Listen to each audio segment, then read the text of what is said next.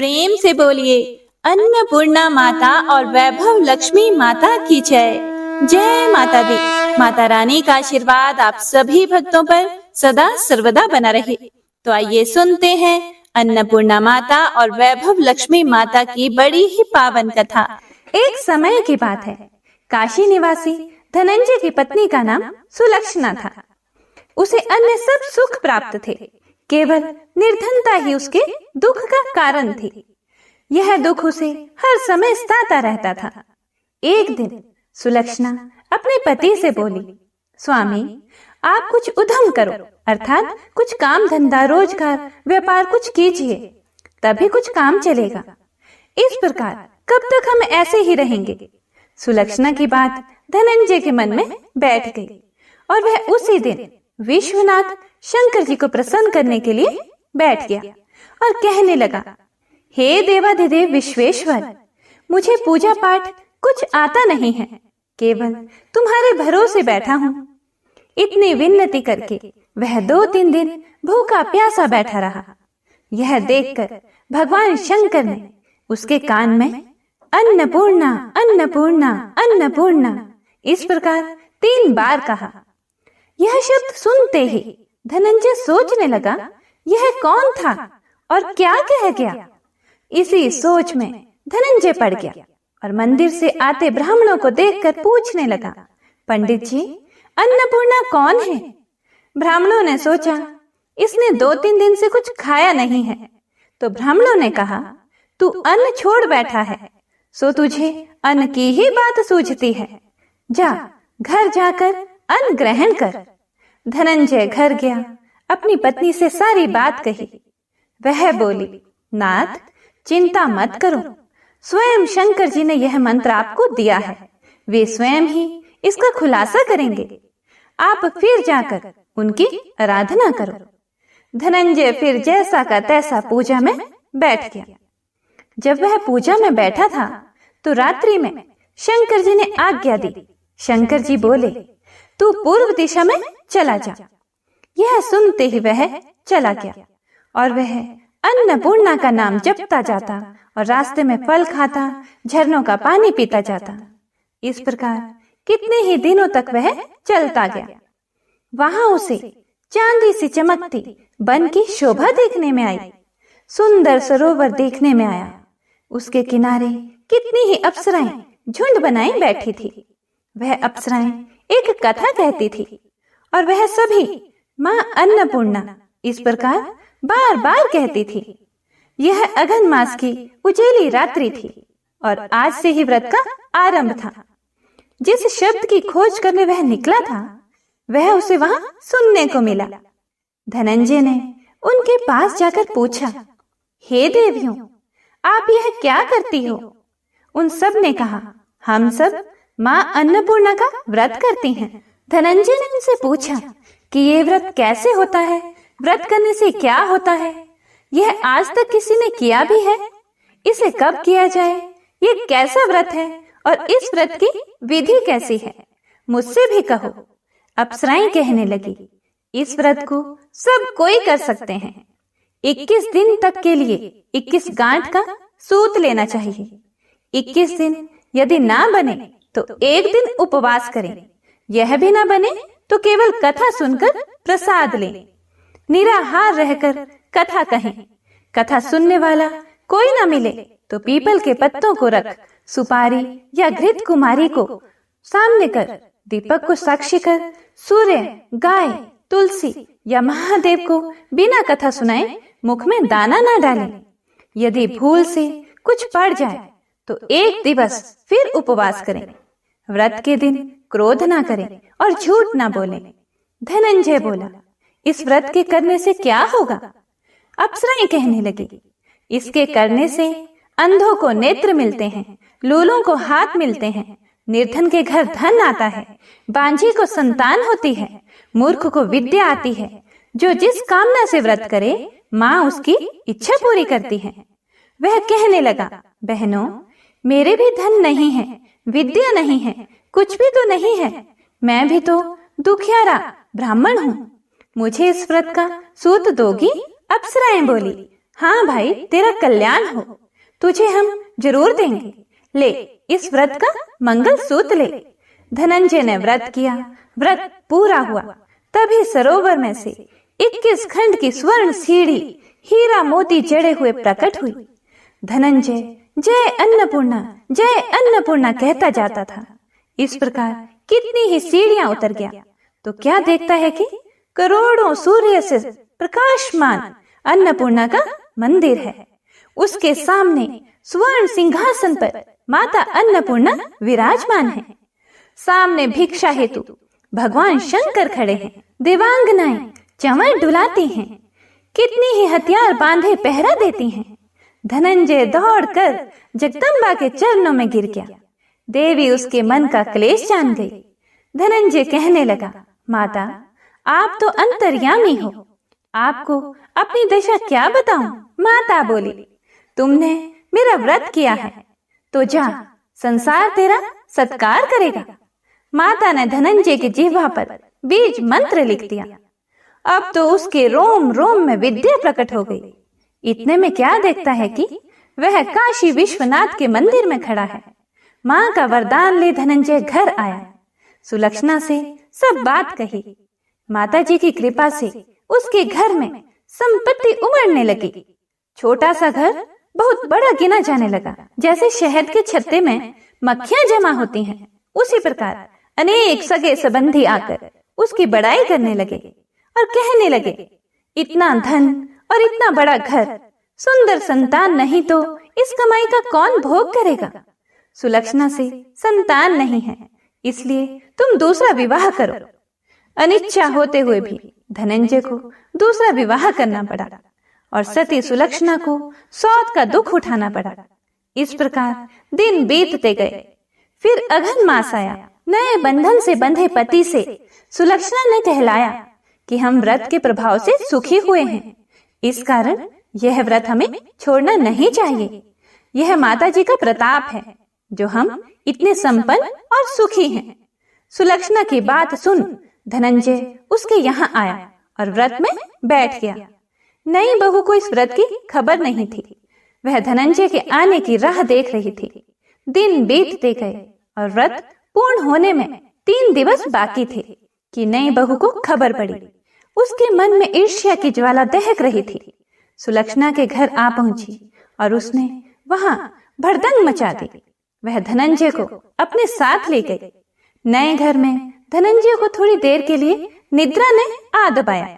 इसी समय नई बहू ने उसका व्रत का सूत तोड़कर आग में फेंक दिया। अब तो माता जी का कोप जाग गया। घर में अकस्मात आग लग गई। सब कुछ जलकर खाक हो गया। सुलक्षणा जान गई और पति को फिर अपने घर ले आई।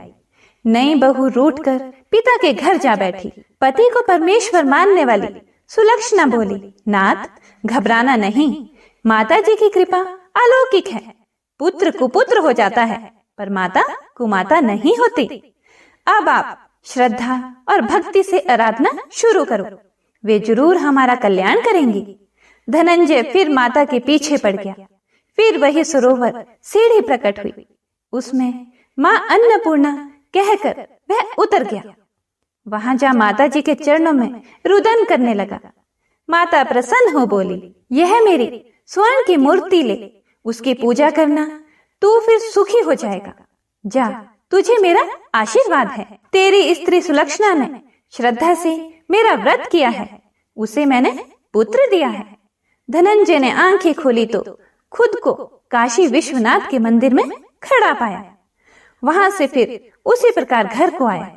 इधर सुलक्षणा के दिन चढ़े और महीने पूरे होते ही पुत्र का जन्म हुआ। गांव में आश्चर्य की लहर दौड़ गई। मानता आने लगी। इस प्रकार उसी गांव के निसंतान सेठ के पुत्र होने पर उसने माता अन्नपूर्णा का मंदिर बनवा दिया। उसमें माता जी धूमधाम से पधारी, यज्ञ किया और धनंजय को मंदिर के आचार्य का पद दे दिया। जीविका के लिए मंदिर की दक्षिणा और रहने के लिए बड़ा सुंदर सा भवन दिया। धनंजय स्त्री पुत्र सहित वहां रहने लगा। माता जी के चढ़ावे में भरपूर आमदनी होने लगी और उधर नई बहू के पिता के घर डाका पड़ा। सब लूट गया। वे भीख मांगकर पेट भरने लगे। जब सुलक्षणा ने यह सुना तो उन्हें बुलावा भेजा, अलग घर में रख लिया और उनके अन्न वस्त्र का प्रबंध कर दिया। धनंजय, सुलक्षणा और उसका पुत्र माता जी की कृपा से आनंद से रहने लगे। माता जी ने जैसे इनके भंडार भरे वैसे सबके भंडार भरे।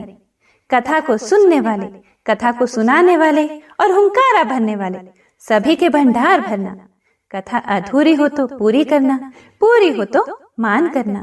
प्रेम से बोलिए अन्नपूर्णा माता की जय। आइए अब पूरे भक्ति भाव से श्रवण करते हैं संपूर्ण वैभव लक्ष्मी व्रत कथा का।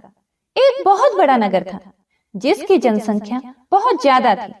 दूर दूर के लोग इस नगर में काम धंधे, नौकरी, रोजगार की तलाश में यहाँ आते थे और जब रोजगार मिल जाता था तो यहीं पर जम जाते थे, यहीं रहने लग जाते थे। ये लोग अपने काम धंधों में ऐसे व्यस्त रहते कि अपने अतिरिक्त किसी की भी परवाह नहीं करते थे। लोभ, स्वार्थ ने घर के सदस्यों से भी प्रेम व्यवहार कम कर दिया था। ममता, प्यार, दया, सहानुभूति, परोपकार जैसे संस्कार बहुत कम हो गए थे। पूजा पाठ दिखावे व अपने स्वार्थ पूर्ति के लिए ही लोग करते थे। श्रद्धा पूर्वक भक्ति भाव से प्रभु भजन एवं कीर्तन नाम मात्र के लिए ही करते थे। हेरा फेरी, बेईमानी, शराब, जुआ, व्यभिचारी आदि धर्म विरुद्ध कार्यों को ही लोग जीवन का सुख मानते थे। उच्च विचार की शिक्षा पुरानी पड़ गई थी। अब तो अधिकतर लोग किसी भी प्रकार से धन कमाकर ऐश करो पर विश्वास करते थे। इसी नगर में शीला अपने पति के साथ रहती थी। शीला के पति का अपना एक छोटा सा कारोबार था। वह बहुत विवेकी और सुशील था। ईमानदारी से वह अपना कारोबार करता था, जिससे उसका कारोबार ठीक ठाक चल रहा था और आराम से उनका जीवन व्यतीत हो रहा था। शीला धार्मिक प्रवृत्ति की, संतोषी स्वभाव की स्त्री थी। वह कभी भी किसी की बुराई नहीं करती थी। यथासंभव दूसरों की सहायता को हमेशा तत्पर रहती थी। घर के कार्यों से बचे समय का सदुपयोग वह प्रभु भजन व कीर्तन करने अथवा धार्मिक या ज्ञानवर्धक पुस्तकें पढ़ने में बिताती थी। वास्तव में उनकी गृहस्थी एक आदर्श गृहस्थी थी। आसपास के अधिकांश लोग उस परिवार की बहुत ही सराहना करते थे, किंतु कुछ लोग जिन्हें दूसरों की खुशी देखकर जलन होती है, उन्हें सुख संतोष पूर्वक जीवन यापन करते देख मन ही मन जलते थे। वे इस प्रयास में रहते थे कि किसी भी प्रकार शीला के पति को गलत रास्ते पर चलाकर उसकी धन संपत्ति से, उसकी दौलत से खुद ऐश करें। शीला का गृहस्थ जीवन इसी प्रकार हंसी खुशी चल रहा था। पर कहावत है ना, सब दिन होत ना एक समान। मनुष्य के जीवन में सुख दुख, लाभ हानि लगे रहते हैं। शीला के पति को भी अपने कारोबार में काफी घाटा उठाना पड़ा। ऐसा लग रहा था कि जैसे मानो कुछ भाग्य ही उसका रूठ गया हो। वह अपने कारोबार में हुए घाटे का जल्द से जल्द लाभ में बदलने के चक्कर में गलत लोगों से मित्रता कर बैठा।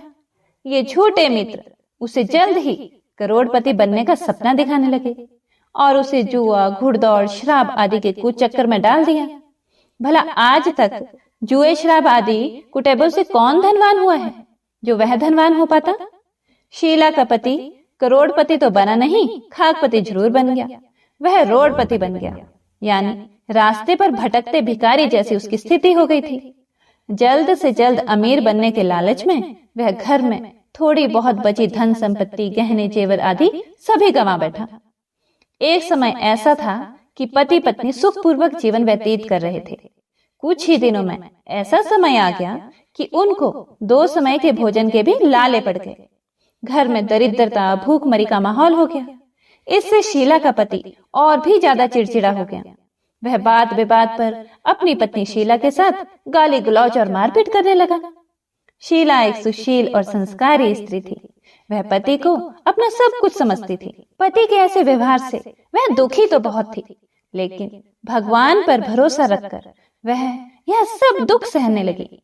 वह यह सोचकर सहती रही कि दुख के बाद सुख जरूर आएगा। कहते हैं ना, दुख में ही भगवान याद आते हैं।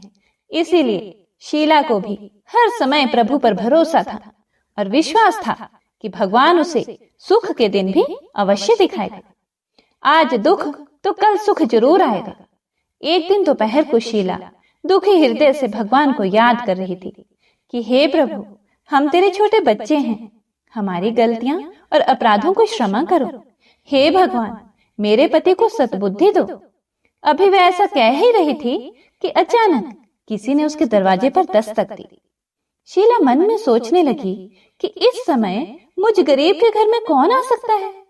जितने भी मेरे सगे संबंधी यार दोस्त थे वो तो पहले ही हमसे किनारा कर बैठे हैं। यह सोचते सोचते वह दरवाजा खोलने चली गई और जब उसने दरवाजा खोला तो देखा सामने एक वृद्ध महिला खड़ी थी। शरीर पर झुर्रियां थी किंतु चेहरे से अलौकिक तेज टपक रहा था। उनकी आंखों से करुणा और प्यार का मानो अमृत बह रहा था। शीला उस वृद्ध महिला को पहचानती तो नहीं थी, फिर भी आदर के साथ उन्हें अपने घर के अंदर ले आई। उनके घर में बैठाने के लिए आसन तक नहीं था, इसीलिए सुकुचाते हुए शीला ने एक फटी हुई चादर बिछाकर उन्हें बैठने को कहा। वृद्धा महिला उसी चादर पर आराम से बैठ गई। वृद्ध महिला को देखकर शीला के मन को कुछ शांति सी महसूस हुई। वृद्धा ने उससे पूछा, शीला मुझे पहचानती हो या नहीं? शीला बोली, मां जी आपको देखते ही कुछ अपनापन तो महसूस हुआ मुझे। ऐसा लगता है जैसे आप मेरे बहुत नजदीकी हो।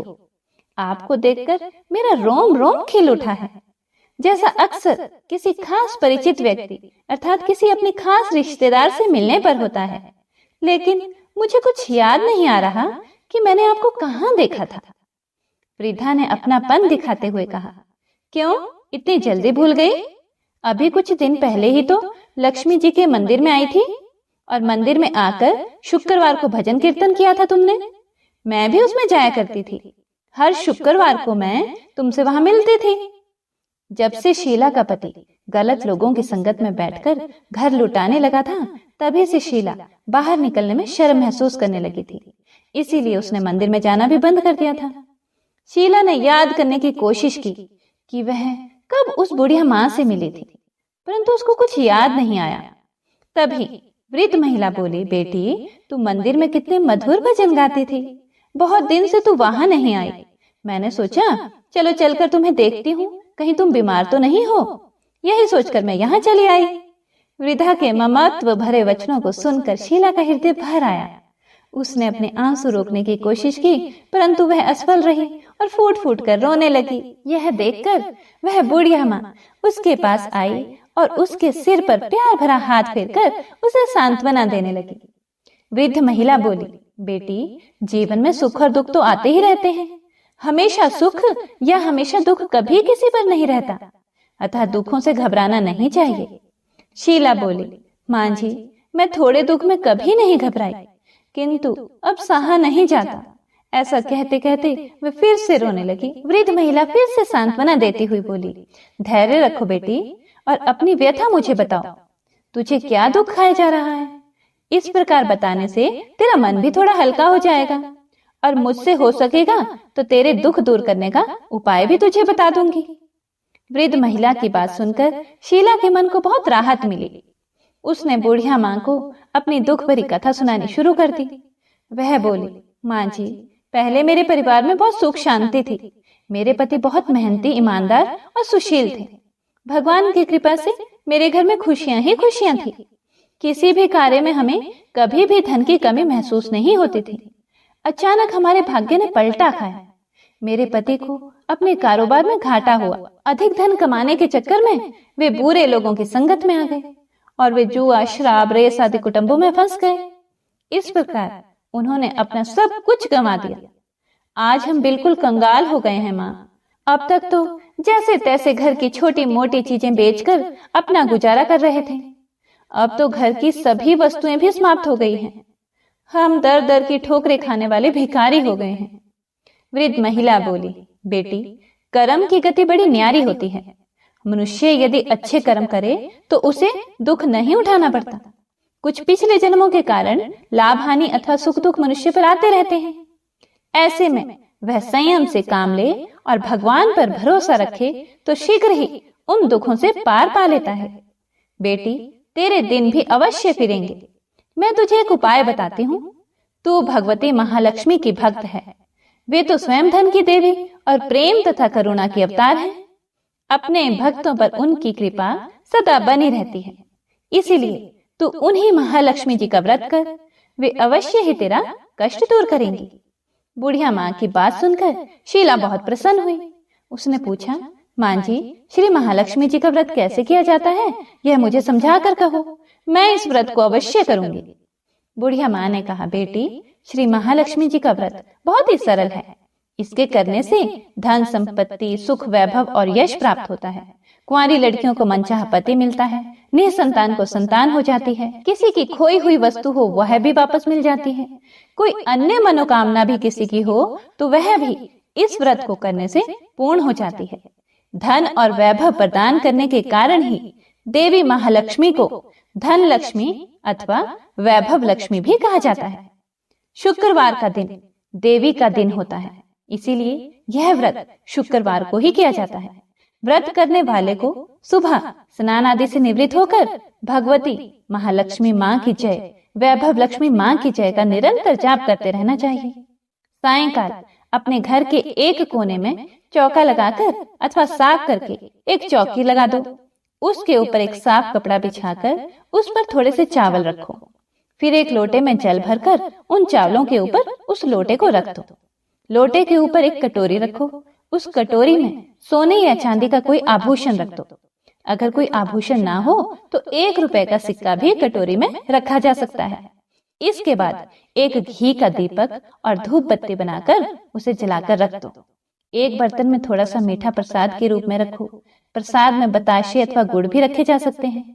चौकी के ऊपर लोटे के पास सोने, चांदी या तांबे का बना श्री यंत्र भी रखो। यदि धातु का श्री यंत्र घर में ना हो तो कागज पर छपे श्री यंत्र को भी रखा जा सकता है। भगवती लक्ष्मी माँ को श्री यंत्र अत्यधिक प्रिय है। पूजा करने और कथा कहने के लिए चौकी के पास पूर्व दिशा की ओर मुंह करके बैठो। सबसे पहले श्री यंत्र को हाथ जोड़कर श्रद्धा पूर्वक नमस्कार करो। फिर वैभव लक्ष्मी के ध्यान मंत्र को पढ़कर भगवती महालक्ष्मी जी की स्तुति करो। जिन्हें संस्कृत में भी ध्यान व मंत्र कहने में कठिनाई हो वे सरल भाषा में भी ध्यान व स्तुति कर सकते हैं। जैसा कि हमने ऊपर आपको कथा शुरू करने से पहले स्तुति सुनाई है, आप वैसे भी हिंदी में स्तुति कर सकते हैं। भगवती महालक्ष्मी दिखावे की नहीं बल्कि भाव की भूखी हैं। इसके बाद कटोरी में रखे आभूषण या रुपए पर हल्दी, कुमकुम और चावल चढ़ा दो। फिर दोनों हाथों से लाल रंग के पुष्प अर्पित कर प्रसाद का भोग लगाएं और धूप व दीप दिखाओ। पुनः लक्ष्मी जी का स्तुति करके लक्ष्मी महिमा गाओ और आरती उतारो। फिर मन ही मन में सच्चे हृदय से जय महालक्ष्मी माँ का 11 बार उच्चारण करो। इसके बाद 11 या 21 शुक्रवार को व्रत करने का संकल्प लेकर अपनी मनोकामना पूरी करने के लिए माँ से हाथ जोड़कर विनती करो। अंत में माँ का प्रसाद बांट दो और थोड़ा सा प्रसाद अपने लिए रखो। बाद में कटोरी में रखा हुआ आभूषण, रुपया और श्री यंत्र उठाकर रख दो। लोटे का पानी तुलसी के पौधे पर चढ़ा दो। इस दिन पूरे दिन उपवास रखकर सायंकाल प्रसाद खाना चाहिए। यदि इतनी शक्ति ना हो तो एक बार शाम को प्रसाद खाकर सादा वैष्णव भोजन कर सकते हैं। इस प्रकार इस व्रत को शास्त्रीय विधि के अनुसार करने से उसका फल अवश्य प्राप्त होता है। इस व्रत के प्रभाव से मनुष्य की सब विपत्तियां दूर होकर धन, वैभव, लक्ष्मी की प्राप्ति होती है। कुंवारी कन्याओं को मन भावन पति मिलता है। सौभाग्यवती स्त्रियों को सौभाग्य अखंड रहता है। निसंतान दंपति को संतान की प्राप्ति होती है और कोई भी किसी की कुछ भी मनोकामना हो तो वह भी अवश्य पूरी होती है। शीला यह सब सुनकर बहुत ही खुश हुई, बहुत प्रसन्न हुई। उसने कहा, माँ जी, आपने यह जो श्री वैभव लक्ष्मी के व्रत की विधि मुझे बताई है उसे मैं अवश्य ही करूंगी। आप कृपा करके मुझे इसकी उद्यापन विधि भी समझाकर बताइए। वृद्ध महिला ने कहा, बेटी, इस व्रत की उद्यापन करने की विधि भी बहुत ही आसान है, बहुत सरल है। ध्यान से सुनो। 11 या 21 जितने शुक्रवार को व्रत करने का आपने संकल्प किया हो उतने व्रत पूर्ण श्रद्धा और भावना पूर्वक पूरे होने पर अंतिम शुक्रवार को उद्यापन किया जाता है। इस दिन पूजा विधि हर शुक्रवार को की गई पूजा विधि की तरह ही की जाती है। इस दिन प्रसाद के लिए नारियल गिरी और खीर का प्रसाद वितरित किया जाता है। प्रसाद के साथ कम से कम 7 कुंवारी या सौभाग्यवती स्त्रियों को कुमकुम का तिलक लगाकर श्री वैभव लक्ष्मी व्रत कथा की एक पुस्तक भेंट दी जाती है। अंत में फिर भगवती श्री महालक्ष्मी के विभिन्न स्वरूपों को श्रद्धा पूर्वक हाथ जोड़कर नमस्कार करो और मन ही मन माँ से प्रार्थना करो कि हे महालक्ष्मी माँ, हे धन लक्ष्मी माँ, हे वैभव लक्ष्मी माँ, मैंने सच्चे मन से आपका व्रत पूर्ण किया है। फिर भी मुझसे कोई गलती या अपराध हुआ हो उसे क्षमा करना और हमारी अर्थात जो भी आपकी मनोकामना हो उसे कहें कि हे माँ, हमारी मनोकामना को पूर्ण करना, हमारा सबका कल्याण करना, हमारी विपत्तियों को दूर करके हमें धन वैभव प्रदान करना। हे देवी माँ, आपकी महिमा अपरंपार है। बुढ़िया माँ से श्री वैभव लक्ष्मी के व्रत की शास्त्रीय विधि सुनकर शीला का मन मयूर जैसे नाच उठा। उसे लगा मानो उसे मन मांगी मुराद मिल गई हो। उसने तत्काल ही अपनी आंखें बंद करके मन ही मन संकल्प लिया कि हे वैभव लक्ष्मी माँ, मैं आपका 21 शुक्रवार तक बुढ़िया माँ द्वारा बताई गई शास्त्रीय विधि के अनुसार व्रत और उद्यापन करूंगी। इस प्रकार संकल्प करके जैसे ही शीला ने आंखें खोली तो वृद्ध माँ को कमरे में नहीं पाया। उसने घर के बाहर आकर देखा किंतु वहां भी उसे कहीं माँ जी दिखाई न दी। उसे बहुत आश्चर्य हुआ कि थोड़ी ही देर में माँ जी कहाँ गायब हो गई। वास्तव में वे साक्षात भगवती महालक्ष्मी थी जो अपनी भक्त शीला को वृद्धा का वेश रखकर रास्ता दिखाने आई थी। अगले ही दिन शुक्रवार था। शीला सुबह नहा धोकर मन ही मन जय महालक्ष्मी माँ, जय वैभव लक्ष्मी माँ का जाप करने लगी।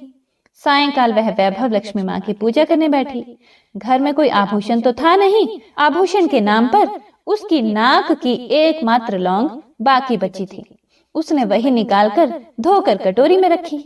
घर में थोड़ी शक्कर रखी थी, उसका प्रसाद बनाया और फिर बुढ़िया माँ के द्वारा बताई गई विधि के द्वारा वैभव लक्ष्मी माता का पूजन किया।